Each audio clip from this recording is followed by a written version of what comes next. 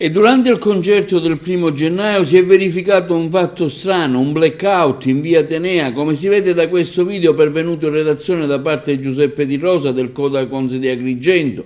È durato poco più di un'ora il blackout che ha ostinato totalmente la via Atenea, Porta di Ponte, ma anche parte di piazza Vittorio Emanuele e piazza Aldo Moro. Operai e tecnici del gestore, quello che si è occupato dell'illuminazione pubblica, poco dopo le ore 19, sono riusciti a ridare la luce alle strade principali del centro di Agrigento, che è tornata di fatto, oltre a essere sicura, a vestirsi di festa. Sono state quindi riaccese tutte le lampadine luminarie. Sul fatto è intervenuto anche il primo cittadino di Agrigento, che ha dichiarato: mi è stato spiegato dal gestore dell'energia elettrica che non c'è stata alcuna anomalia.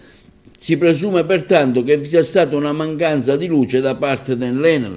Vogliamo dire che però non è la prima volta che il salotto buono della città resta al buio. Certamente in minor tempo, ma analoghi blackout si sono già registrati e hanno anche sollevato un coro di polemiche fra gli esercenti commerciali che in questo periodo di festa non possono svolgere al meglio il loro lavoro con le vetrine al buio.